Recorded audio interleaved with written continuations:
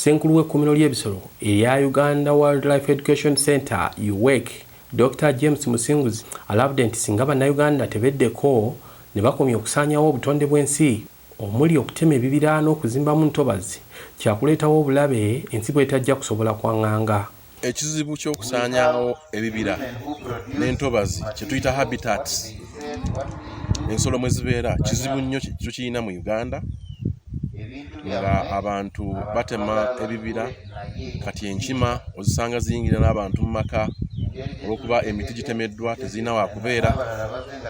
Njagala okukubiriza bannayuganda nti tugezeeko nnyo okulaba nti tukuma obutonde bw'ensi, tugezeeko nnyo okulaba nti tetutema bibira especially natural forests, tusimbewo emiti bw'obanga okulaakulanyanga olunaku lwo oba amazaalibwa oba ga mwana wo, simbawo omuti omwana gw'anaabanga akula nga alaba.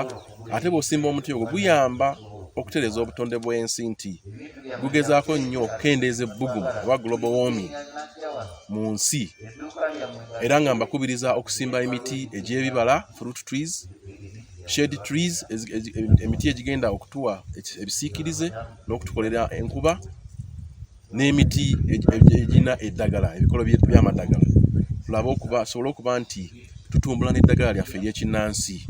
So tusimbe emiti tulabe nti tutumbula obutonde bw'ensi okubukuuma, nga tutumbula eddagala lyaffe ery'ekinnansi eriri mu miti egyo, ate nga tufunana n'ebibala abantu baffe basobola okulya. Ebyo byonna nga biva mu miti gino gye tusimbye, ate nga gigenda tuyamba okukuuma obutonde bw'ensi nti ebbugumu terijja kuba lingi nnyo. Dr. Musinguzi agambye nti ebibira bigenze bisaanyizibwawo olw'okwagala enku, embaawo n'okwokya amanda, so nga ebibira n'entobazi mwe mubeera ebisolo eby'omu nsiko, nga n'olwekyo ekiseera kigenda kutuuka bino bibulwe we bibeera, era ekinaavaamu kwe kutandika okulumba amaka g'abantu, ate ekitajja kuba kirungi eri abantu. Mbasaba musobola okusimbawo nga emiti ng'egya kalitunsi, egyo nga gigenda kuyambako nga ku nku, kubanga at the end of the day tujja kwetaaga okufumba.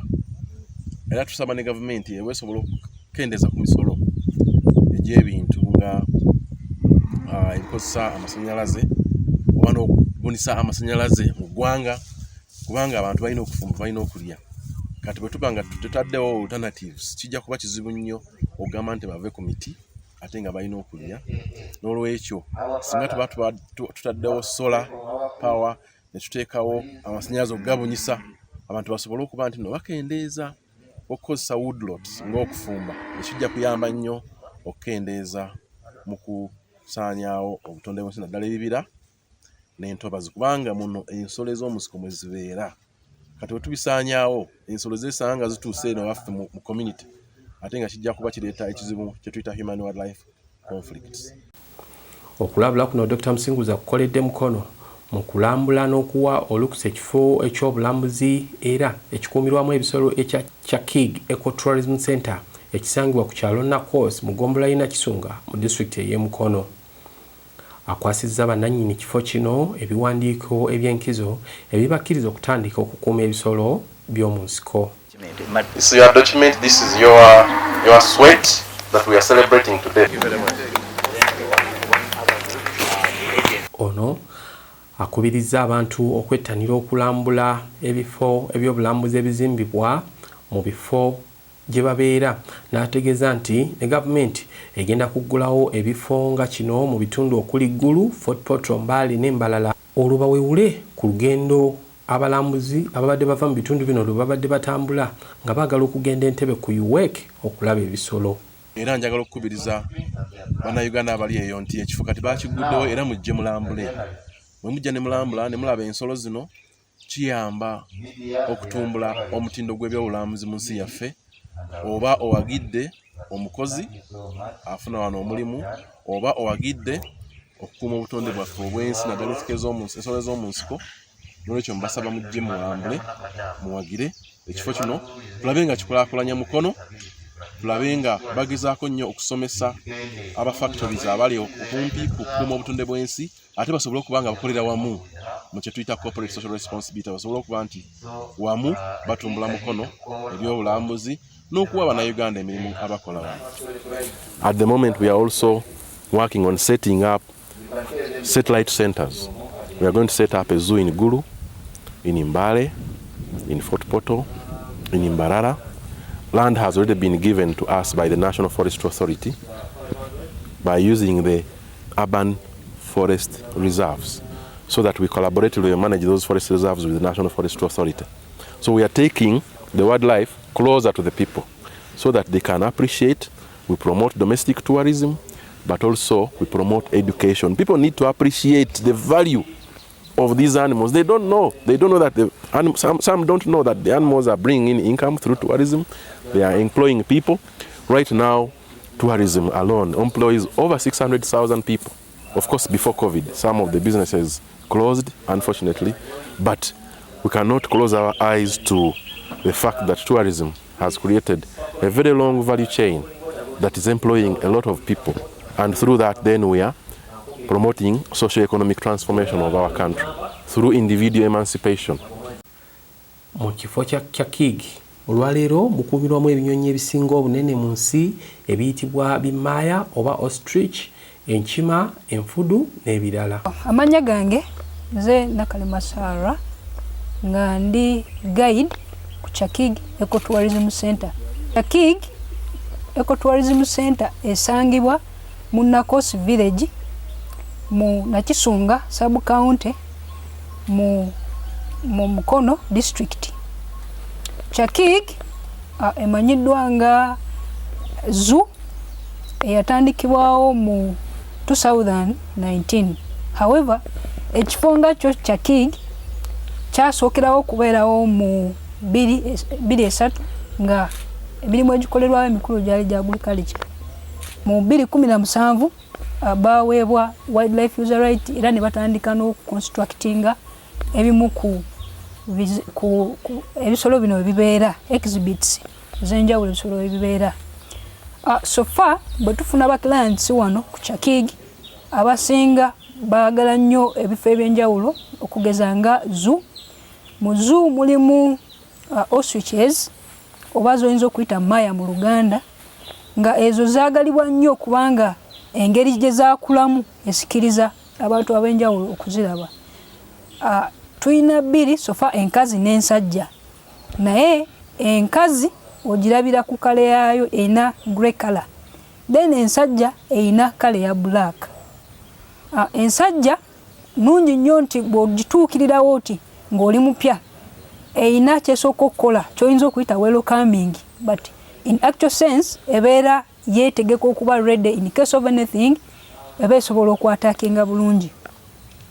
Ostrich zimanyiddwa nga by'ebinyonyi ebikyasinze okuba ebinene era tebisobola kubuuka. However, bw'otunuulira ebiwawaatiro byayo binene ddala naye tebisobola kubuuka olw'okuba nti engeri gye biri designed si emu n'ebyo ebibuuka. So ostrich tezisobola kubuuka. Omu ku bannannyini kifo kino Paul nakagambye nti okutandika ebifo nga kino n'okukiyimirizaawo byetaaga ensimbi nnyingi, nga ayagala gavumenti esobole okubakwasizaako. Challenges zefuna mu bizinesi eno tukozesa sente zaffe, tulira ekibiina kyaffe, ba members baleeta sente, gavumenti tetuyambako, murabe wano byonna sente ziva muffe ate ne loans zetuziye mu bank. Eyo challenge number one. Yes, government wandigisabye otya? Government wandigisabye etuyambe etuweyo nga grants kubanga ebirimu gye tukola eyamba government mu bya conservation, wildlife conservation. Yandibadde tuyamba netuwa support nga grants oba n'ebirala ebyamba nga UWEC y'Entebbe naffe batubalira omwe. Ekirala oluguudo luno mululabye lubi nnyo, abatuwalisa abaagala kujja wano tebayinza kujja wano, oluguudo lufaanana nga bweruti. Mu beetabye ku mukolo guno mwe mubadde ne Nnalungi w'ebyobulambuzi w'Obwakabaka bwa Buganda Winfred Tebesigwa ng'asiimye enteekateeka eno n'akunga bannamukono okwettanira ekifo kino. Personally nina project eziri okurunninga nga esooka bagiyita tulambule, and it's soon going to be launched. Tulambule tugenda kubanga tucoveringa different sites eziri mu Uganda awamu ne Buganda Kingdom eza tourism, era nga twagala okubanga tupromotinga nga tucreating awareness nga tulaga abantu ebintu byaffe ebyenjawulo mu ngeri eyo nga twagala okupromotinga tourism mu ngeri emu eba endala. Tubadde tukola tourism ng'abantu bajabuzi, naye kaakano twagala okugissa ku ddala nti kati egenda kuba ku website, egenda kuba ku YouTube nga we are showing different videos ze tuba tu recordings nti kati kaŋŋambe tugenze mu zoo, kaŋŋambe oba tuzze kati nga wano we tuli ne tucoveringa ebisolo ebyenjawulo, ne tucoveringa programs eziba zitaking up place mu kifo ekyo. Ate mu ngeri eyo kijja kuba kituyambako okubanga tu promotinga tourism mu ggwanga lyaffe. So tulaba Uganda inamu cultures ezenjawulo ate nga olimisi tourism mu Buganda. Onolaba ki okuba abantu abamu tubafudde nnyo promotinga bifo sites za culture ate nga tuzirina zogenda ziyamba zitya ebifo nga bwebyo? Okay, ebifo ng'ebyo nina project egenda okurunninga. We are only waiting for the signatures babenga baja approvinga project bagiyita Uganda Culture Tourism Day oba osobola ogiyita Uganda Culture Festival, and tugenda kuba tukuŋŋaanya cultures ez'enjawulo eziri mu Uganda. It's not only about Buganda Kingdom or Buganda culture, but it's basically about every culture eri mu Uganda. Nti tugenda kukuŋŋaanya abatoro, abakiga, abanyankole, abaganda, abasoga, nga kyetusinga okufocusinga basically tuwagala ku promoting a culture tourism. Then ekyokulala, we bring the unity, we bridge the gap, we create happiness and to showcasing ebintu byaffe ebyenjawulo ng'emmere yaffe gye tuyina.